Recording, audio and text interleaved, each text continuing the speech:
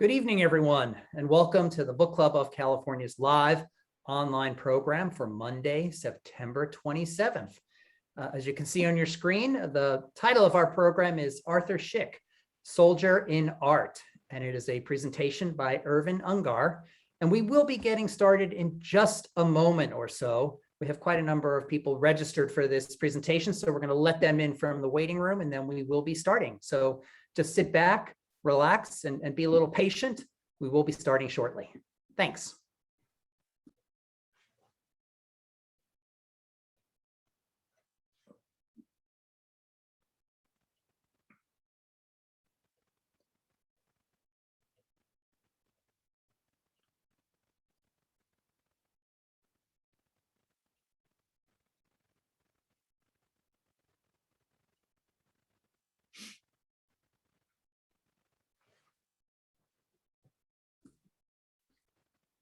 Good evening, everyone. If you've just joined us and you're here for the Book Club of California's live online program for Monday, September 27th, you're in the right place.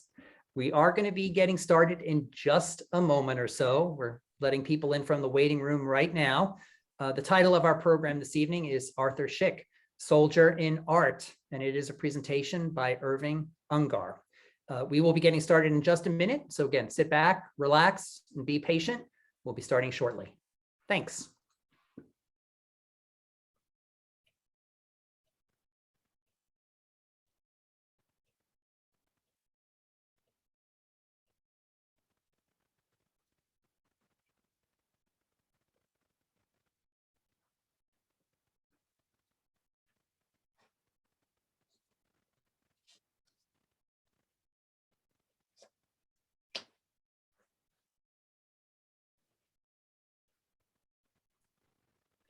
Okay, it's a few minutes past the top of the hour, and I think we'll get started and let the other attendees join us in progress. So good evening and welcome to the Book Club of California's live online program titled Arthur Szyk, Soldier in Art. It is a live online presentation by Irvin Ungar. He's an author, bookseller, and the founder of Historicana. My name is Kevin Kosick, and I'm the Executive Director of the Book Club of California, and it's my pleasure to welcome you and host the webinar this evening. Tonight, we have more than 130 people registered for this presentation, so for those of you who are new to us, the Book Club of California is a nonprofit, member and donor-supported organization that is dedicated to preserving and promoting the history of the book and the book arts. Oftentimes, we do this with a focus on the literature and history of California and the West. The book club publishes limited edition books, a scholarly journal, and keepsakes. We host a year-round series of exhibitions and programs like the one this evening on topics including fine printing, design, typography, bookbinding, history, collecting, and much, much more. If you're not a book club member, or if your membership has lapsed and you're interested in what we do, please consider joining our century-long tradition. Our membership dues are modest, but the benefits are many. And we simply cannot do the work that we do without the support of our members. So I encourage you to visit our website at bccbooks.org to join or donate to the book club. And now for tonight's program and our presenter. Again, the program title is Arthur Szyk, Soldier in Art. It is a live online presentation by Irvin Ungar, author, bookseller, and founder of Historicana. Irvin Ungar is a former pulpit rabbi and antiquarian bookseller, and he has devoted the past quarter century to scholarship on Arthur Szyk. He has curated and consulted for numerous Szyk exhibitions, including the Fine Arts Museum of San Francisco, the United States Holocaust Memorial Museum, the Library of Congress, and the New York Historical Society, just a few to name. Ungar is the author of Arthur Szyk, Soldier in Art, which is the winner of the 2017 National Jewish Book Award. He's the co-producer of the documentary film Soldier in Art, Arthur Szyk, and the creator and publisher of the luxury limited edition of the Szyk Haggadah. He has also served as the curator of the Arthur Szyk Society in Burlingame, California. Now, Arthur Szyk often said, "Art is not my aim, it is my means." Yet his contemporaries praised him as the greatest illuminator-artist since the 16th century. He saw himself as a fighting artist, enlisting his pen and paintbrush as his weapons against hatred, racism, and oppression before, during, and after World War II. Now, as the leading anti-Nazi artist in America during the war, Szyk also created the important and widely circulated art for the rescue of European Jewry. His Passover Haggadah has been acclaimed as worthy of being considered as one of the most beautiful books ever produced by the hand of man. Now, tonight, Irvin Ungar will talk about Arthur Szyk, Soldier in Art, with the hope that you will experience and understand the breadth and depth of the power, purpose, and persuasion of this great artist and this great man. So if you have any questions for our presenter, please use the chat and the Q&A function in Zoom. We should have time at the end of the hour to take questions, and we'll curate those from the Q&A. And now it is my great pleasure to introduce Irvin Ungar and pass over the controls for tonight's webinar. Irvin, it's all yours. Great.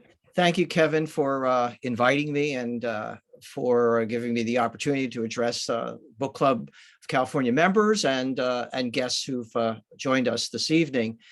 Before I begin my formal presentation, which is a PowerPoint presentation as an overview of who Arthur Szyk was and his art, I just want to, and since this is not a presentation specifically about all the books that Arthur Szyk illustrated, I think it's but since you are book people, I think it's important to mention a few of the titles of books that Szyk illustrated.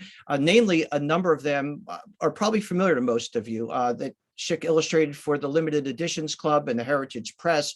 And among them, the Book of Job, the Book of Ruth, the Canterbury Tales, the Rubaiyat of Omar Khayyam.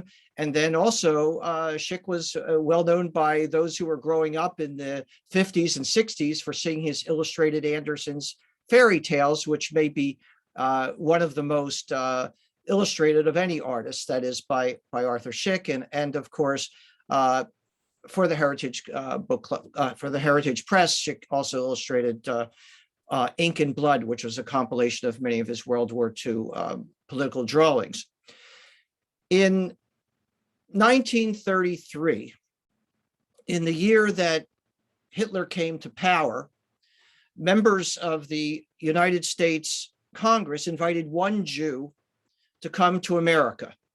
And Arthur Szyk was that one person who was invited in late 1933 to come to America. He arrived on a cold December snowy day and was invited to come here for an exhibition of his works of art on freedom that would take place at the Library of Congress. Here you see Szyk and his wife in the upper left-hand corner.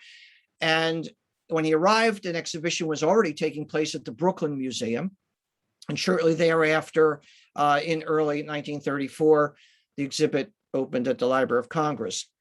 During that time, Szyk was presented with the George Washington Bicentennial Medal by the American Congress, again for his works on freedom, after he had already been decorated by the governments of Poland and France with the Gold Cross of Merit and the Palme Académique, respectively, for his works on behalf of humanity. Two of those bodies of work that were going to be exhibited at the Library of Congress were the Statutes of Kalish, over 40 illuminations, one of which is on the left, showing Casimir the Great sitting on the throne, and the other was a portfolio of 38 paintings of George Washington and the American Revolution, also dealing with freedom. These were 38 paintings.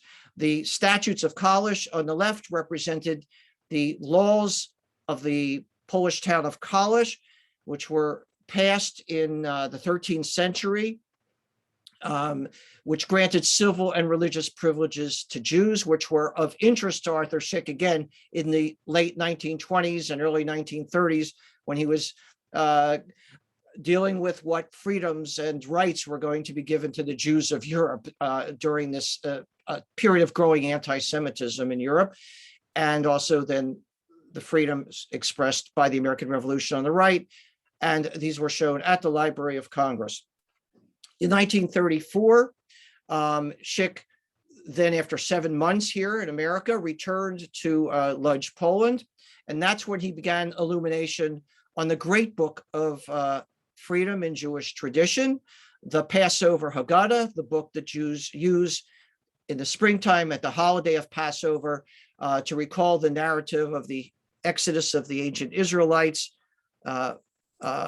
from Egypt and their freedom that subsequently ensued. Szyk thought it important to illuminate this text, particularly from 1934 to 1936, when he completed all of the artwork. And here focus was on seeing Hitler as the new Pharaoh and the Nazis as the new Egyptians who had come to annihilate his people. Szyk then traveled from Poland after he completed this body of work and went to England in 1937, where he spent the next 3 years supervising the printing of the Haggadah. It was issued in 1940 in a limited edition of 250 copies. And at that time, it was also the most expensive new book in the world. This book can often be found at in book dealers' booths at the antiquarian book fairs held by the ABAA, and you'll see a copy from time to time that does come on the market. It's far more than the $500 that it was priced at in 1940. In that year, in 1940, Szyk did move from England to the United States. The World War II had broken out in 1939, and the Polish government in exile had moved from Poland to London. And it was that government and the British government that helped sponsor Arthur Szyk's going to America, so that through his political art, which he had been very active in creating in England and previously, so that Arthur Szyk, through his activist art, could come to America and help bring the face of the war in Europe to the West. And so Szyk arrived in the United States in 1940. What I'd like to address right now for a moment is how really well known Arthur Szyk was and how famous he really was during his lifetime. And I know that there are some people here who probably never even heard of Arthur Szyk, those who are somewhat familiar with him. And it's really, I think, my job to sort of give you not only the breadth and depth of his art, but really show you really how well known he was, which means how well known his messages were being delivered to the public in the various countries in which he lived. I think the best way to begin this would be to start with a slide which shows the cover of the Saturday Evening Post illustrated by Norman Rockwell on the left. It's at the same time in the 1940s that Rockwell was illustrating Saturday Evening Post covers, Arthur Szyk was illustrating the covers of Collier's magazine. How famous was Arthur Szyk? Well, 3 million people saw every cover of the Post, and 2.5 million people saw every cover of Collier. So everyone who saw Rockwell's art was seeing Arthur Szyk's art. But Szyk was probably, other than the Rockwell's being involved in the Four Freedoms campaign and the creation of the Four Freedoms paintings and their circulation, I would dare say that Arthur Szyk was not only as famous as Rockwell, but maybe more in the United States for other reasons. For example, in the 1940s, Arthur Szyk's art was exhibited over 500 USO recreation centers. If you picked up the Collier, the New York Post newspaper between 1943 or 42 and 43, you'd see almost 100 works of art of Szyk just in the New York Post, while his art was also where he replaced Roland Kirby as the political artist, and his artwork was appearing in PM, where he replaced Dr. Seuss as the political caricaturist. And so his art was being seen in newspapers from New York to the Chicago Sun, and also syndicated throughout the country. When Franklin Roosevelt gave his famous For Freedom speech in January of 1941, 11 months before the US was in the war, 38 paintings of freedom by Arthur Szyk were hanging in FDR's White House. And these were the 38 paintings of the Washington in his Times portfolio, one of the pictures I showed earlier of George Washington as the soldier on the horse.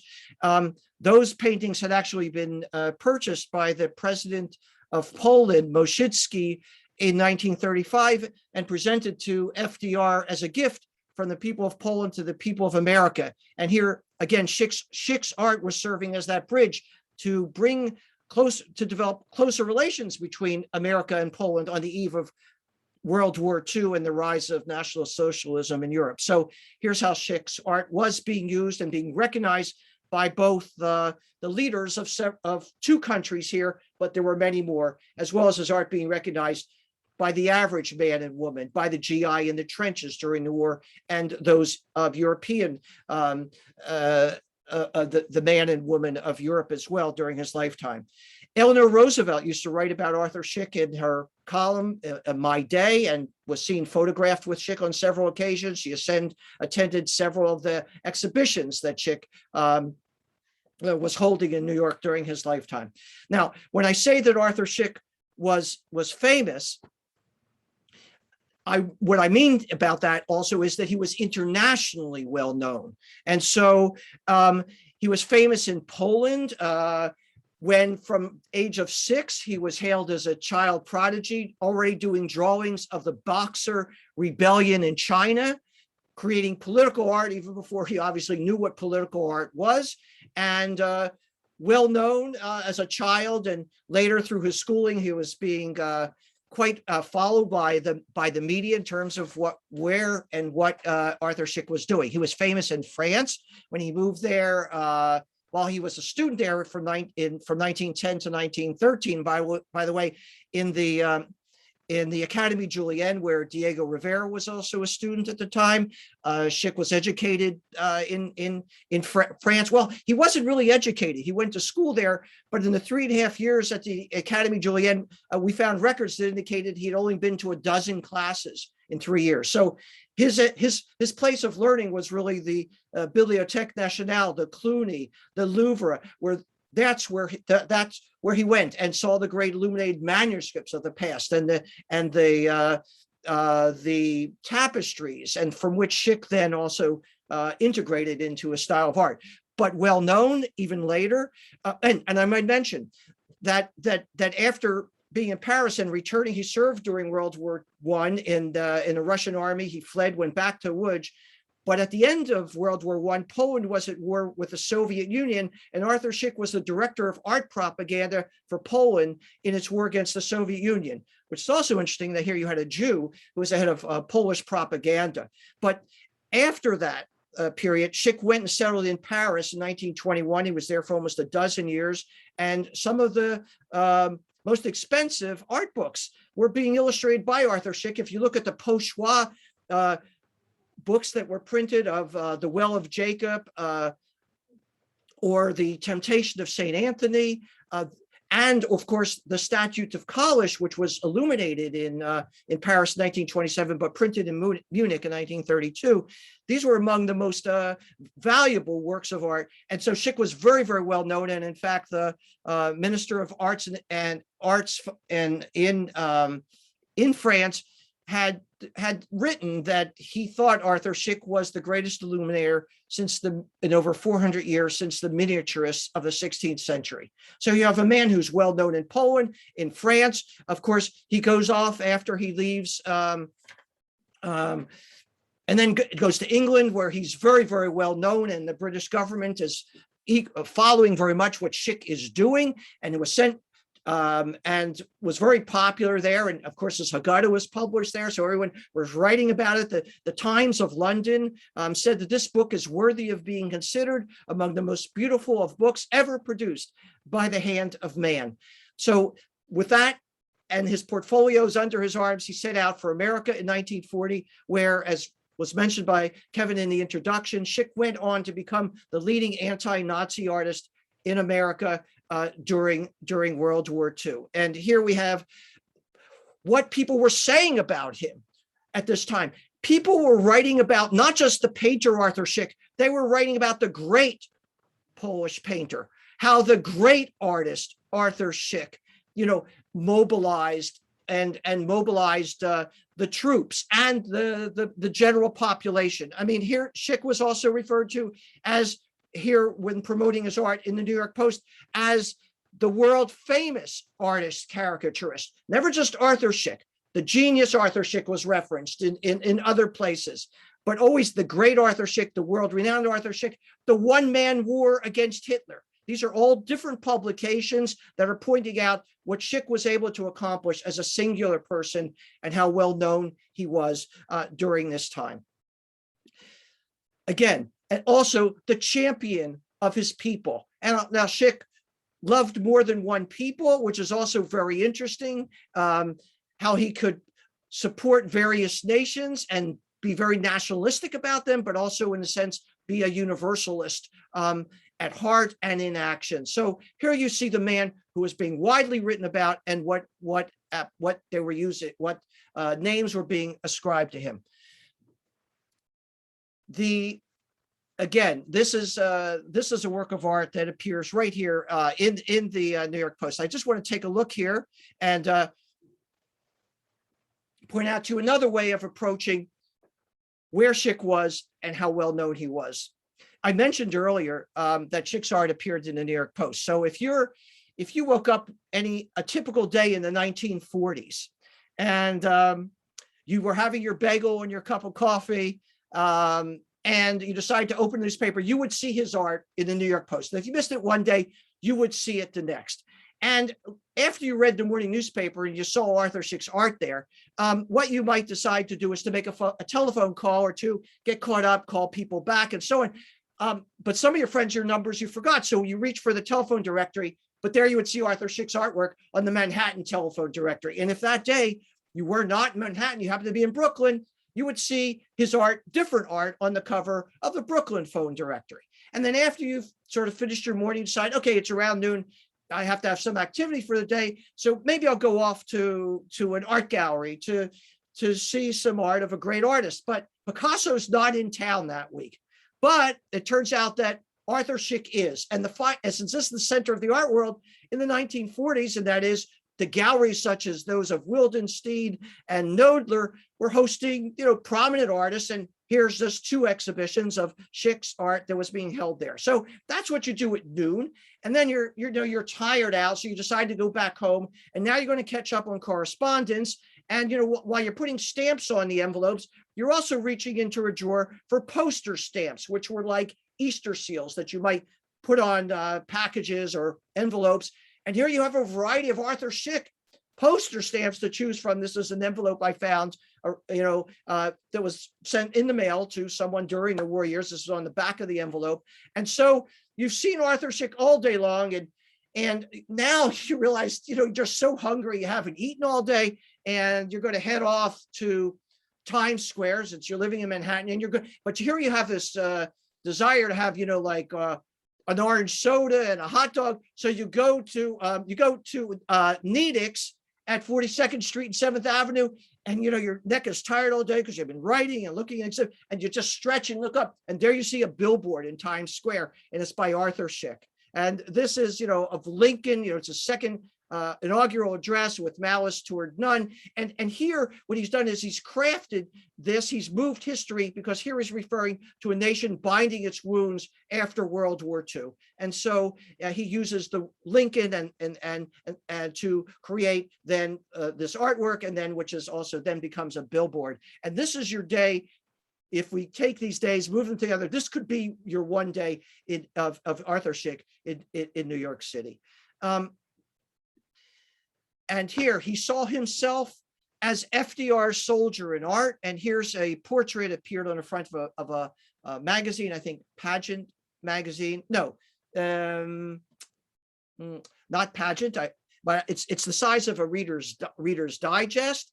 And here he later inscribed this work to Eleanor Roosevelt and signed it as FDR's soldier in art. And so this is how Arthur Szyk saw himself as a fighting artist.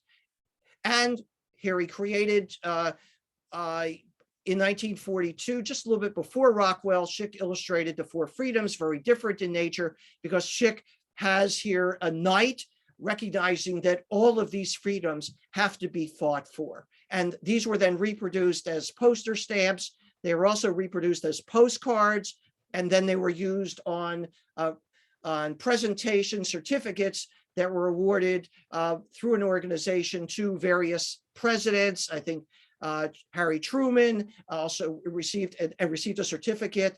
I don't think it was from the Four Freedoms Foundation. I'm not sure the exact organization that presented it, but George Marshall and others, Governor Lehman of New York, Senator Lehman, they all received these presentation certificates that had Arthur Szyk's artwork of the Four Freedoms on them. So his art was being circulated everywhere and everyone was seeing it. And then he arrived in America in 1940, but before America ever entered the war, he created artwork such as A Madman's Dream on the left, which appeared in Cornet magazine, showing Hitler sitting on a throne, the world at his lap. His feet are rested on the Untermensch, who's the subhuman, who's the Jew in Hitler's eyes. Uncle Sam and John Bull on the right are in chains. And Arthur Szyk is saying to the American public through this artwork, if you don't pay attention to this, it's the image on the right that will occur and happen. And this Madman's Dream appeared in the American Mercury magazine, again, before America entered the war. And then in July of 1941, a book that may be familiar to many of you, this was published in America, again, before the US entered the war, The New Order, where Szyk is satirizing and mocking the Nazis' New Order, and by also highlighting the plight of the Poles and the Jews and the enemy that the free world would face. I believe that the first printing of this book was about 10,000 copies. That is how well the publishers believed that this book would sell. And this is what you're looking at here is the dust jacket, the bright dust jacket of this book. He did sign a number of copies. These were never limited editions, but he did inscribe and sign a number of them. And here, again, are two covers that Arthur Szyk, among the many that he did for Collier's magazine. On the left, you see the historic poker game. On the right, you see Madness. And Madness is quite apparent as sort of the Nazi soldier with the face of a skeleton of death is encircling the globe, and with the words of Dante here that are inscribed all around the globe.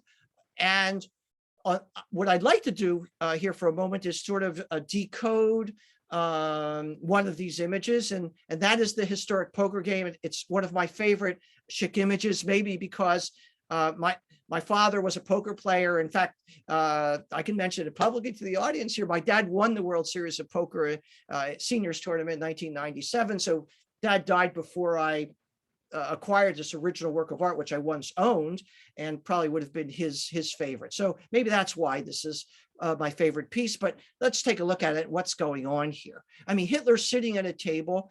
And by the way, the setting for this is this is June of 1941, which is already, this is when Hitler decides to abandon the pact that had been signed, where Russia and Germany were allies. And so Szyk seizes on this and now sees what's taking place between Russia and between Germany and Russia as a historic poker game. And this was painted by Szyk in in September of 1941, Hitler's holding three jokers in his hand. Who are these jokers? These are Mussolini of Italy, Pétain of the Vichy French, and Hirohito of Japan. Opposite him is Ivan of Russia. This is not Stalin, this is Ivan. Like America has Uncle Sam and England has John Bull, the Russians was the general name given it was be Ivan. So Ivan is holding here a pair of aces. Who are the aces? The aces here are England and the United States. Now, what has Arthur Szyk done? Everyone knows, by the way, who plays poker, and even if you don't, the three of a kind would beat two of a kind almost always. But this is a different kind of poker game.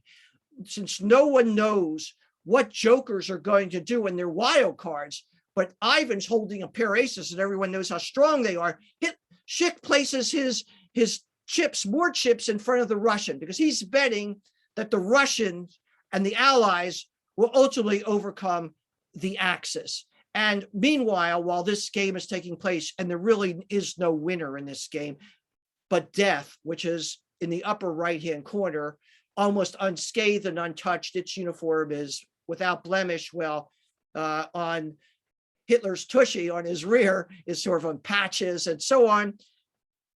Szyk is realizing that no one's going to win this war in truth, while Hitler on strings is carrying along his acolytes, those nations which have joined to be part of his National Socialism of the day. And so this becomes his first cover. I might point out that within this magazine, which was the first cover for Collier's, when you open it up, there was a broadside printed entirely in red ink where Arthur Szyk has delivered a message to the American people. You won't find copies of Collier's now with that broadside because they mostly fell out, these pieces of paper, but in it he wrote how much he considered a privilege to create these covers that he was about to create, and this one particularly because it was written for this, how privileged he felt to create them for the American public, and that as an immigrant who someday hoped to become an American citizen, who has a son who's fighting for the Free French under de Gaulle in North Africa,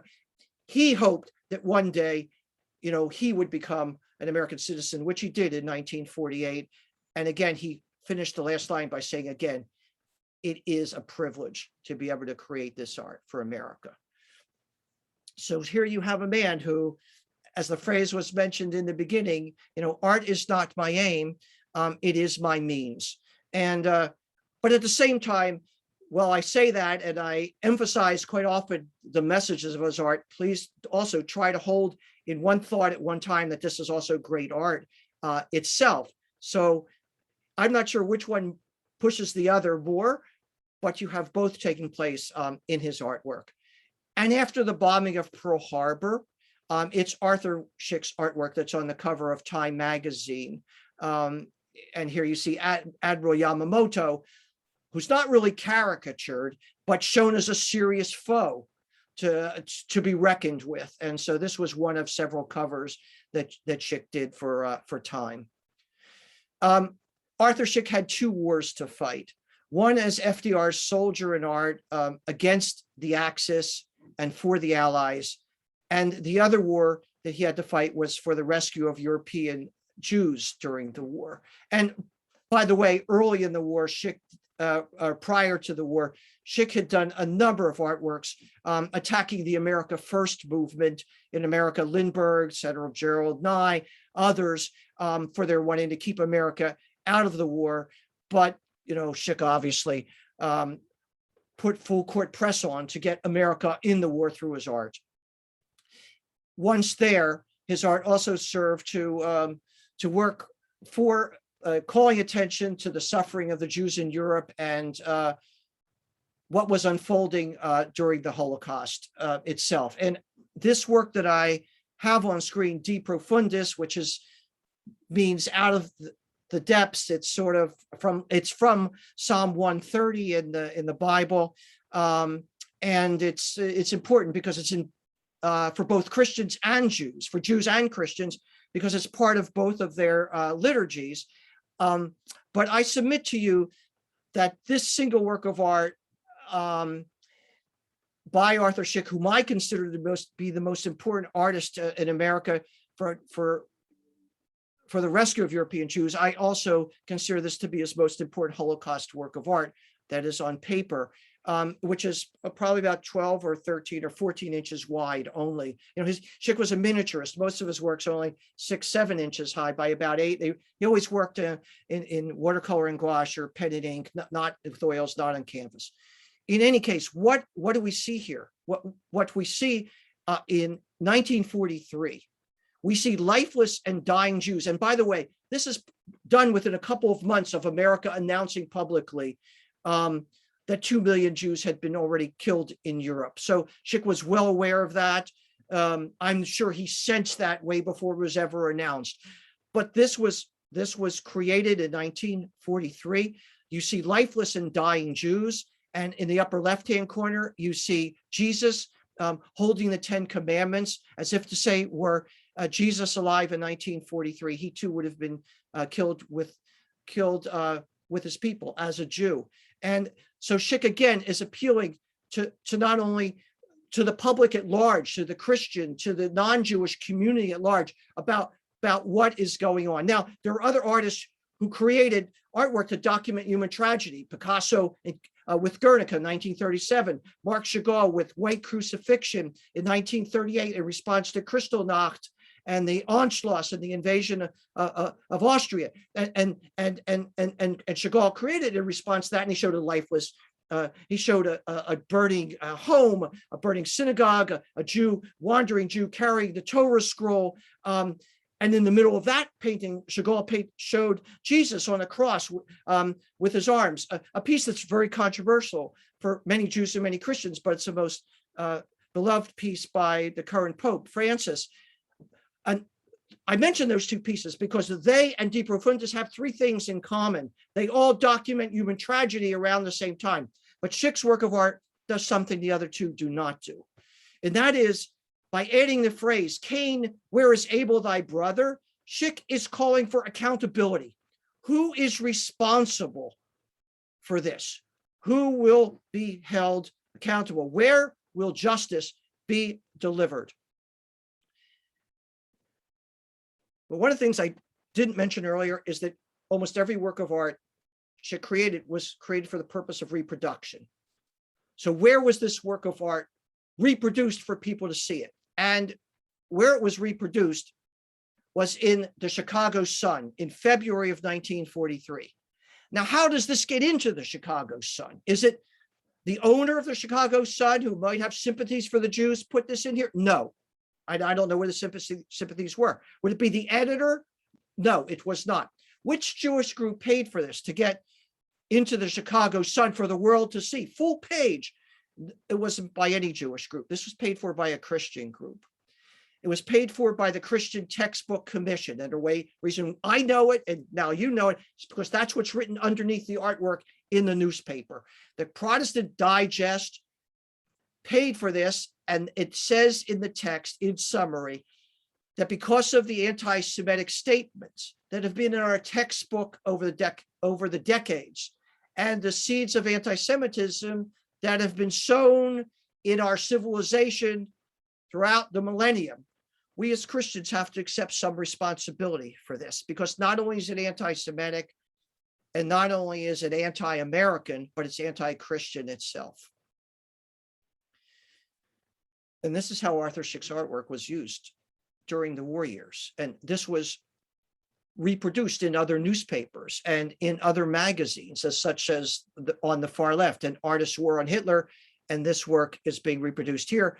Whereas on the far right, there would be lectures and discussions about what's going on in Europe, but particularly about this piece by both Jews and Christian ministers about how Szyk was raising the questions for dialogue and consideration, ultimately leading to action. Out of the depths, De Profundis. And Szyk, as I mentioned a few minutes ago, created art for the rescue of European Jewry. This work of art here, Palestine Restricted, shows the Nazi vulture coming at the Jews, huddled Jews, with the man in the top left being chaining himself to a gate which says Palestine restricted. Palestine here is being restricted to Jews who want to immigrate from Europe to the land of Israel, and it's being restricted by the British, who had passed a series of white papers, and most effectively the MacDonald White Paper of 1939, that in essence said that the Britain, who had a mandate over Palestine and controlled who could go into it by virtue of its ships and its blockades, had passed in its ruling that each year from 1939 up to 1944, only 15,000 Jews a year would be allowed to go into the land of Israel. And after March 1944, which Szyk has actually put on this piece, more Jews could go into land of Israel, but only after the Arabs of Palestine agreed that Jews could come in. And Szyk was outraged by the white paper, by the British position with regard to the Jews of Europe who are being trapped with a Nazi vulture coming at them, but no place to go. This work of art was then reproduced later, as you see with the blue background, on the cover of a journal that Jewish groups presented to President Harry Truman in 1946 with the hope and idea that he would ultimately vote in the and approve that the United States should, declare that the state of Israel would be declared in 1948. And of course, America was certainly behind that, by the way, as was the Soviet Union at the time. So again, Arthur Szyk's artwork here, Palestine restricted. Probably most well known, certainly in Jewish circles, would be Arthur Szyk's Passover Haggadah, his magnum opus. This Haggadah was not only printed in 1940 in the limited edition, but after Szyk died in 1951, 70 years ago. This book was reproduced in Israel in 1956 with a velvet cover, sometimes metal covers, 10,056, 10,057, and up through the year 2000 and a little bit beyond that. And then I also produced an entirely new edition in 2008, and then in 2011. This book is certainly well known, most well known, and by book collectors who've come to admire this over the decades. This is the dedication page from the Haggadah, and I'd like to explicate this for a moment. This dedication page in the Haggadah was made in honor of King George VI. I don't think you'll be able to see it, but there's a G here and a Roman numeral 6. And, Szyk created the artwork between 1934 and 1936 in Poland, and George became king at the end of 1936. So at that time, I don't know whether he rushed it or he's taking his time, but I must say a complex work like this could have taken Arthur Szyk less than 1 week. So I know this from asking various people who commissioned Arthur Szyk to create art and those who represented him as agents, and I've talked to them independently. But a body like this could have been done by Szyk in 1 week with not necessarily any preliminary drawings at all. But in any case, so he could have done this very quickly and completed it within that time of before 36 was up, when George became king. Why would Szyk dedicate the Haggadah to George VI? First, let me read the dedication and then answer that question. And here he says, "At the feet of your most gracious majesty, I humbly lay these works of my hands," this is to his majesty, "shewing forth the afflictions of my people, Israel." Well, in 1937, Szyk is going off to London to have the book printed. Makes sense, dedicated to the king.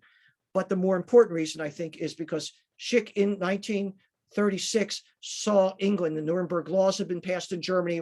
Hitler had been in power for 3 years, almost into 4 years. And Szyk saw that England would be at the forefront of fighting the Nazis. Remember, America would not be in the war again till 1941.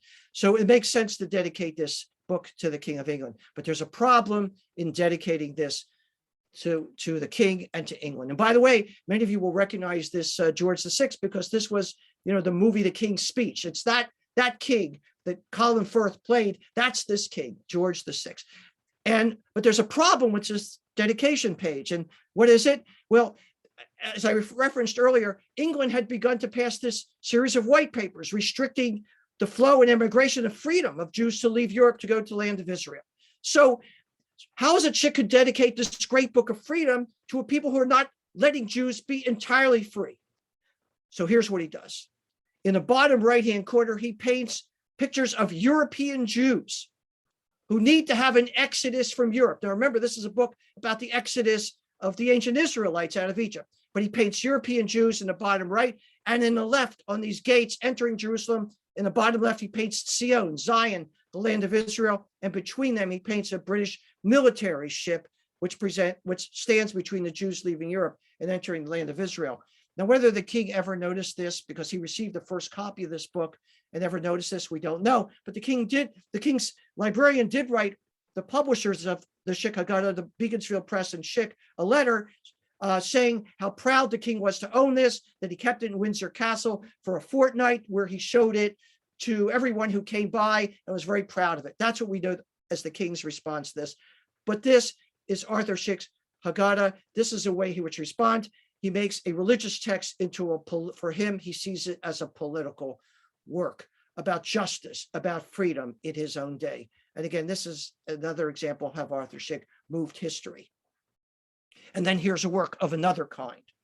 Szyk set out in 1938 when he was in London supervising the printing of the Haggadah.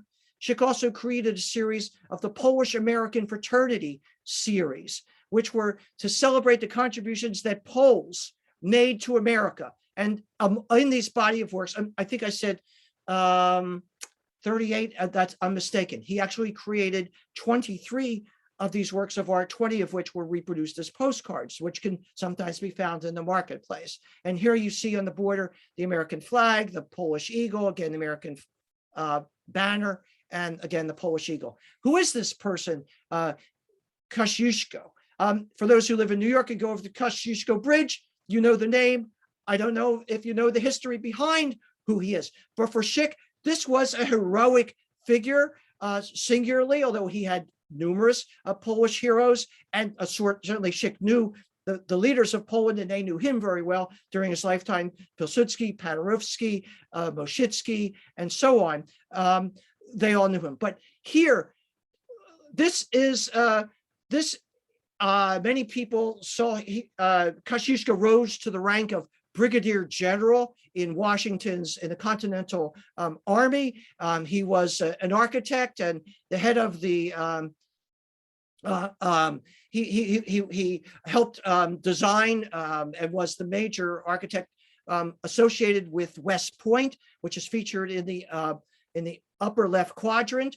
What I want to point out to you here is that when Szyk drew military figures, and here he is in military dress, but he often had a battle scene that was associated with them. Here he doesn't have a battle scene, and I think it's because Szyk wants to emphasize, no, I'm quite convinced he wants to emphasize this document that Kosciuszko is holding in his hand.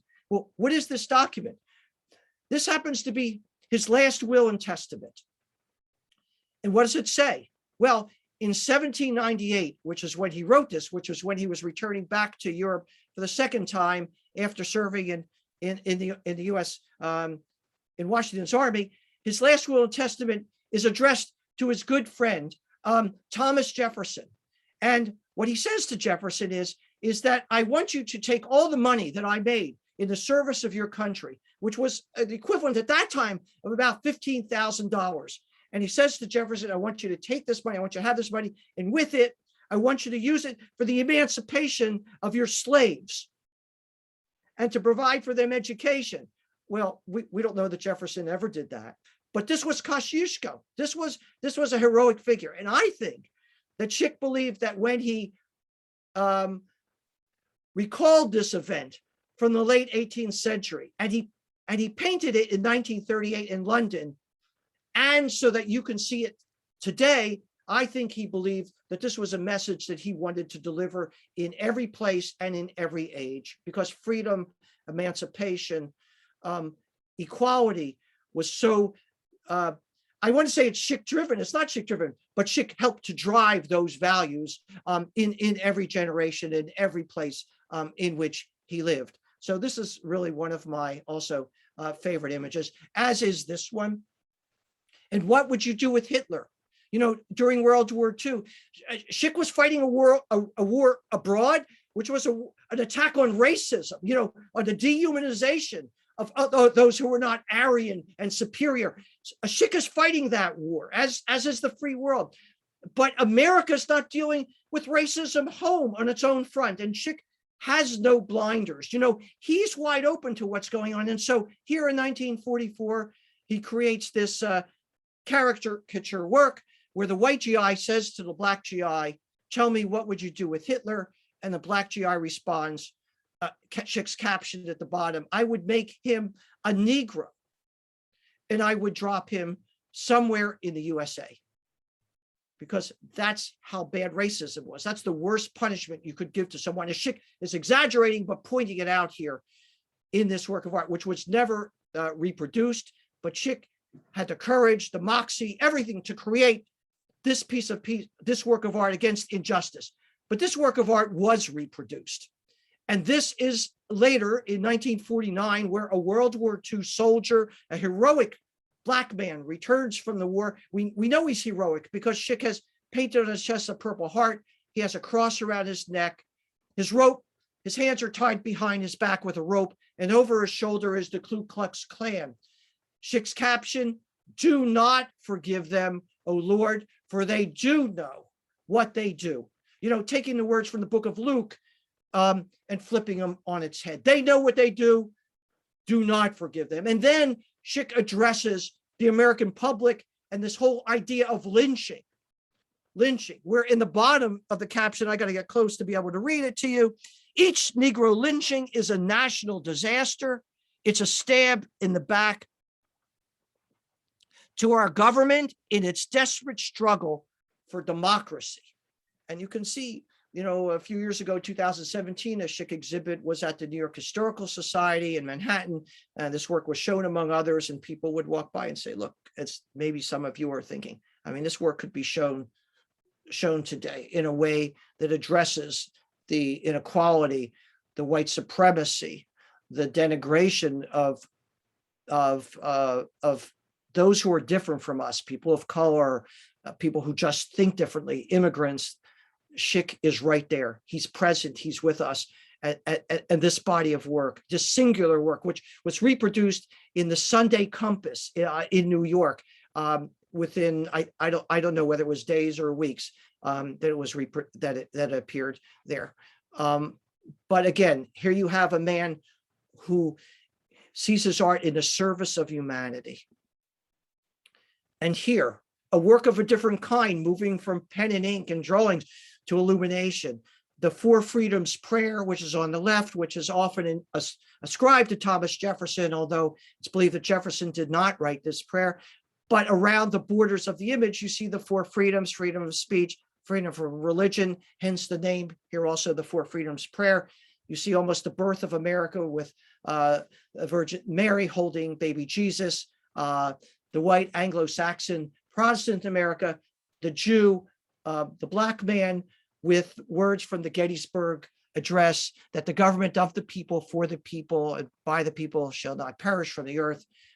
This is the Connecticut capital, because Szyk painted this while he was in New Canaan toward the end of his life. But again, the four freedoms, the great, that America is made up of a fabric of many different peoples, all who have a role to play in the United States.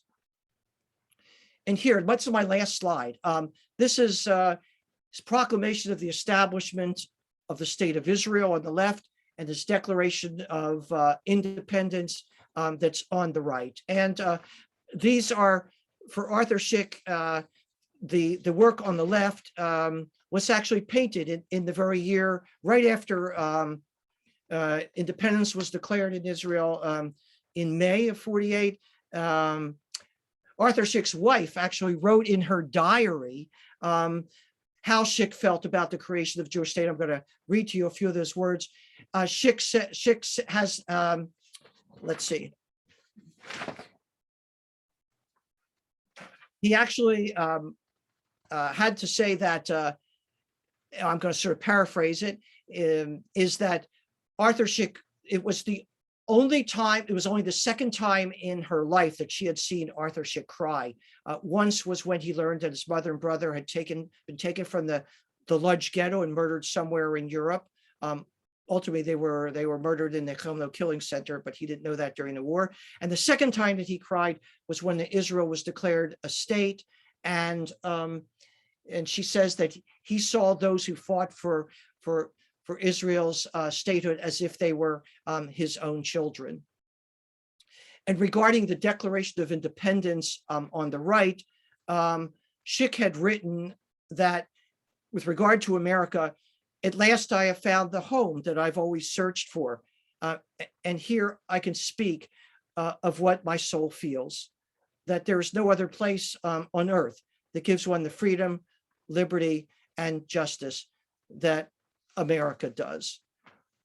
So with all of its faults, those that are in every country where Szyk supported and loved, he also was always willing to stand up to any country where he saw their injustice. And I referenced earlier America with its attitude towards the Blacks in his own lifetime and the segregation of the military units, and Great Britain that he admired and loved when they entered the war, and dedicating the Haggadah to King George, but at the same time calling out Britain's restriction on the flow of Jews to Europe. Szyk's love of Poland, but again, he loved its Polish leaders, but when anti-Semitism became more rampant in Poland, he had something to say about that. But these two pieces hung side by side in Szyk's home because he loved that three countries during his lifetime: Poland, the land of his birth; Israel, which he saw as the land of his people; and America, which he saw as the land of his ideals. So I'm concluding with, like, why am I so crazy about Arthur Szyk, and why am I so passionate about him? Because Szyk believed in his art. Was the rabbinic sage Hillel in the first century said, "If I'm not for myself, who will be for me?" And so Szyk cared deeply about his own people and about both their rescue during World War II and working towards the elevation of the prestige of the Jew in the world. But Szyk also believed, as the second part of Hillel's statement, "If I'm only for myself, what am I?" And Szyk used his value system as a Jew to be an advocate for humanity at large, as evidenced during World War II, when he raised money for the Chinese and the Czechs and the Poles and the tattered Brits and the Australian soldiers and New Zealand soldiers.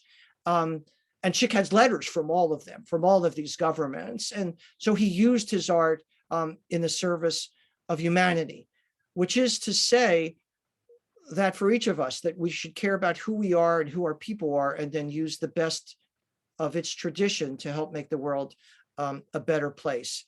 A third part of Hillel's statement was, "If not now, when?"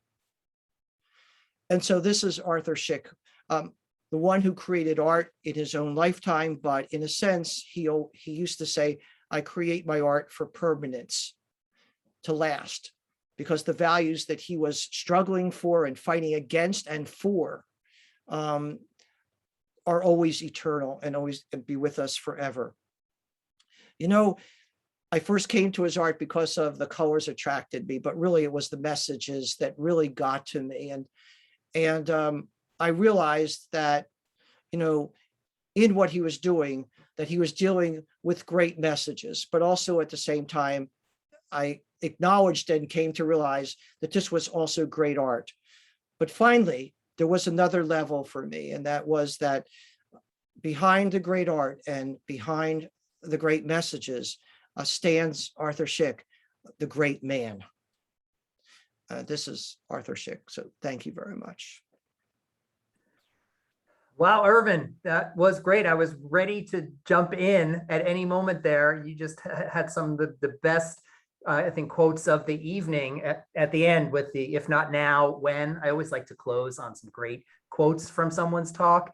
So I'm just going to say them now so I don't have to say them at the end. And the other one is, if I'm only for myself, what am I?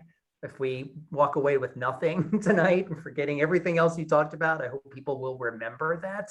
But this was really an incredible talk about, as you said, a figure that many of us, including myself, may not have been familiar with before this evening.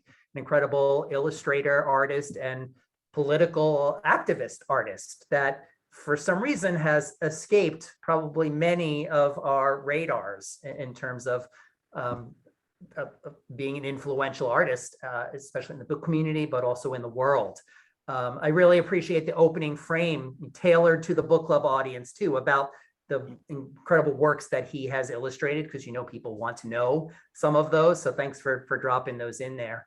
I'm going to say one other thing, but I'm also going to ask anybody out there who has a question that hasn't put it in the chat or in the Q&A yet, please do. We have a couple of minutes to take some questions and share them with Irvin. But also, if you want to put your comments and any of your praise or questions that you haven't, that we don't get to, put them in there, and we'll share them with Irvin after the presentation as well. For me, some of the particular highlights were the one day of Arthur Szyk in New York City analogy. That was incredible. It's incredible to see how prolific he was, and all the different medium that his work appeared in. And I think people have questions about how that happened. How did he get his work into all of those different mediums, which I'm going to ask that in a minute. But also the breakdown of the historic poker game, I think was really terrific too. And it shows us, like you said, the genius work, right? And how he got his political statement in there. You also answered probably two of the most important questions, most popular questions were, how did you come to first, be aware of Szyk's work? You said actually what you loved about it, but I'm not sure if you said how you first came across it and how you first became aware of it. Can you tell us about that? Yeah, back in the mid 70s when I was getting married, I needed gifts. I was living in Manhattan and I needed gifts for people at my wedding party. I walked into a Judaica bookshop on the West Side, Charlie Block's, and I saw reproductions of Arthur Szyk's the 1956 or 57 edition, the popular edition of the Haggadah, and I bought copies of that. The colors jumped out at me, and it got me, and they were about $18 a piece back then, and I bought them for people who were in my wedding party, and that's my first recollection of Szyk. And then after that, the first political art that I noticed was the New Order, the bright yellow dust jacket, where I saw the political art, which I didn't know first was anti-Nazi. I just saw them on the front, but then quickly realized obviously was anti-Axis art. And I loved the idea that here was an artist who was doing religious art, was also doing political art, and thinking, and for myself as I was a trained rabbi, for me, the Bible is basically a book about politics also, not only human affairs, but I believe that they mix. And I just believe that Szyk used, he understood how to use, let's say, that religious illuminated tradition that came out of Europe and the monasteries and wherever else, and applied it to caricature and cartoon, but he did it in an effective way. So my beginnings, introduction to Szyk, was how I found his art there. And then the more I told people about who this artist was, and the more they didn't know who it was, the more it drove me forward to make him more well-known. And that's a summary. So one of the obvious questions is, why do you think Arthur Szyk is not well-known by the post-World War II generation? Like, how come so many people aren't familiar with his incredible work? Well, a couple reasons. First of all, let me just simply say, the people who know his Haggadah art and his Jewish art don't really know that he was a political artist during World War II. And those who knew he was a political artist during World War II aren't familiar with all of his illustrated children's books and classics and biblical books that he created. And those who knew he did the biblical books, maybe through the limited editions club and so on, weren't familiar necessarily with his body of Judaica that he produced. So he was across the board. But what happened was in 1951, when he died, first of all, he died when he's 57. If he lived as long as Picasso and Chagall, maybe, and to live through the 60s, he died 51, 70 and onward, we might know more about him. And also his works were miniature, they're small. If his De Profundis were as big as Picasso's Guernica, everyone would know who Szyk is. But Szyk was never part of any school of art. and nor was there any school of Szyk. And in 1951, it's a realist world. It's abstract modernism. They're not interested in realist art. It's abstract modernism. Szyk's worked in the style of illuminated manuscripts, which is already anachronistic by 400 years. And when he died, he died in 1951, immediately thereafter, his family, his son he had 2 children, a daughter and a son, but his son and his wife, Julia, were going to they had created the new Canaan Art Publishing Company, and they were going to promote his art. But the son, and so they dismissed all the dealers working with his art. But then George, his son, died, so there was no dealers and no family to keep his art out in the marketplace. And in the late 50s and early 60s, over 300 of works of Szyk were sold off at public auction at Park Bernay. So there were no works in the marketplace, no dealers, no family. He wasn't part of the school of no art historians were writing about him. But anyone who was writing eventually about the Holocaust wasn't being written about in the 50s and in the 60s, only starting maybe late 60s, maybe early 70s. So no one's paying attention to his art. People who are writing about political artistry in World War II, surprisingly, are leaving out Szyk. It boggles my mind, but you can find books on Jewish art that don't mention his name. So I know he wasn't kept alive in the Jewish world because he wasn't part when the State of Israel was created, because David Ben-Gurion and the Labor Party came in power, whereas Szyk was a member of the revisionists and Jabotinsky, who were seen as more radical, and they wouldn't have been welcomed by the new government. And so you had, and in America during the war, he was also critical of the Jewish community for not doing enough to rescue European Jews when he felt the Jews could have done more also. So he wasn't being embraced by any of these various groups. He wasn't being written about. He wasn't being exhibited, and his works weren't being sold. And I think it's not one of these, but all of them sort of coming together, and people just not realizing that this was really authentic, terrific art. And certainly they weren't considering the messages of his art because they weren't considering him or the art. Right. So you mentioned, I'm glad you mentioned it, because that's one of the questions in the chat or the Q&A was about his family life, like his earlier life, his non-artistic life. And you mentioned the wife, he had 2 kids. How about growing up? I mean, you mentioned the parents, brothers and sisters. What was his family life? He did. He had a brother who was killed with his mother in the Lodz ghetto. His father, when Szyk was growing up, his father had a textile mill in Lodz. So Szyk was not sort of a ghetto Jew, or shtetl Jew, is the phrase sometimes used. But rather his father was upper middle class, had a textile mill.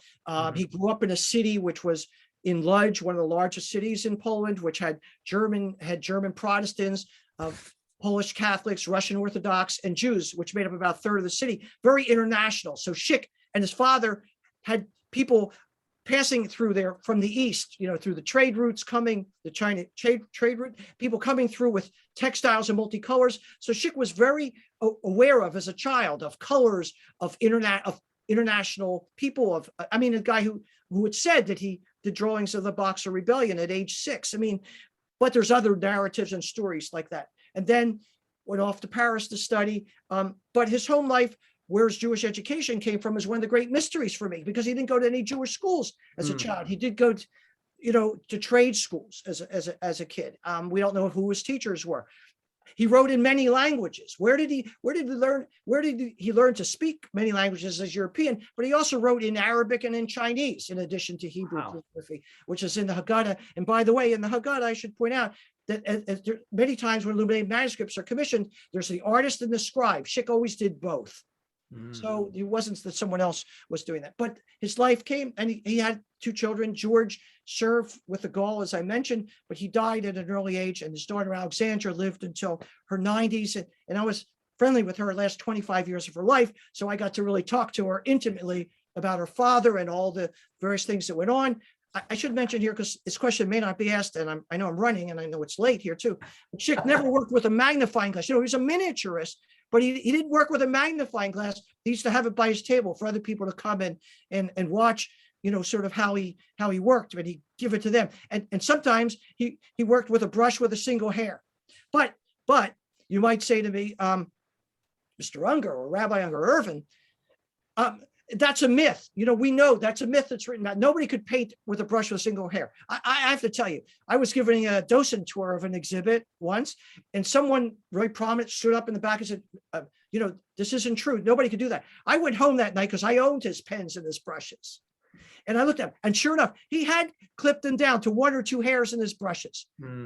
But if you ask me how he did it and how he worked, I still don't know. That's the genius. That's why he's a genius. Yeah, I have a personal question about like what made him interested in doing things in miniature. What it was. Yeah. So he was drawn to illuminated manuscripts because he was illustrating texts, illuminating them, giving light to them, helping us understand them. They had a clear message, a straight message, and I think that was one of the reasons why he wasn't drawn to abstract and thought. He wanted to make sure what he had to say. I think that was it, because I mean, what's a guy doing in Paris in the mid-1920s doing illuminated manuscripts? Yeah, exactly. Exactly. But he knew the styles. He knew Polish nationalist art. He knew Renaissance art, obviously. He knew, German expressionism. He knew Polish and Slavic folk art, Persian miniatures, all which he integrated into his own unique style. So we're going to wrap up here in a second, but I want to ask about where people can go to see his work. And in maybe your book, for example, is a great place where people can see a lot of his work. And I did put up in the chat a link to your website, the Szyk website, and how to buy the book if people are interested. But I think people are interested in seeing more of his work, whether in your book or in collections somewhere. Maybe you can tell us a little bit about that. Yeah, well, actually, I'm compiling a book right now of the 29 institutions in the art that in the world that own Arthur Szyk art, with its largest collections in the United States being at the Magnus Museum, the Magnus Collection of Jewish Life and Art, which is on the campus of UC Berkeley, that presently has an exhibition of original art. I don't know when it closes, but it's closing soon. And I think you can only view it on Wednesdays right now. But anyhow, that's the only place where the art is on view, because these are watercolor and gouache. They're not kept out more than 3 months at a time, wherever they are, whenever they're exhibited. But other major institutions in the US, from the Franklin and Roosevelt Library Museum in Hyde Park has a terrific collection. So does the United States Holocaust Memorial Museum, the Jewish Museum in New York, and so on. So, but if you want to view a lot of his art, you can go to Art Store. For those who are in the education world, Art Store has 500 Szyk images posted there with descriptions that I was part of in putting up. And you can also go to Wikipedia articles. Terrific. It's got 70 or 80 works of art. I really like the article. It's very well done. And of course, my book's a very good place to start also. Arthur Szyk, Soldier in Art. Yeah. So again, that's up in the chat, and I'll send that out in the email that goes out to everyone tomorrow. Those same links. So don't feel like you have to grab them from the chat right now. You'll get them tomorrow in an email. I think we're almost at a quarter past, so we want to wrap this up, but there's one great note up in the chat that says, "Thank you so much for an incredible talk. We need brilliant artists like Szyk today. We must keep his voice and message alive." So I thought that was a great way to end there. Well, thank you. Thanks for the opportunity to speak to the group, and yeah, thanks tons. And I'm going to share these chat questions and Q&A questions with you. There might be some that you can help me get back to some folks on, or people you might be interested in following up with, and I'll share that with you later this week. Okay. So Irvin, thank you. Thank you so much. This was really a great talk. Probably, I think, one of the best that we've had in quite a long time. So thank you. And thank you, everyone, for attending this Book Club of California program tonight. Please join us for our next online program, which will be a live stream event on Monday, October 18th at 6 p.m. We will be live streaming the book club's Oscar Lewis Awards on our YouTube channel. So it's going to be a live online presentation streamed to YouTube, celebrating the recipients of this year's Oscar Lewis Awards. That's Charles Fracchia for his achievements in Western history, and Wesley B. Tanner for his achievements in the book arts. Again, that's going to be October 18th. And you can register for that event online at bccbooks.org/programs, or using the link in the weekly programs emails that you may be receiving from the book club. If you register for those events, you'll be sent a link to the live stream, and you'll be able to participate remotely for those events. So thank you, everyone, for joining us. Thanks again, Irvin. This was terrific. I will talk to you again soon. I hope everyone has a wonderful evening. Be well and take care of yourself. Thank you.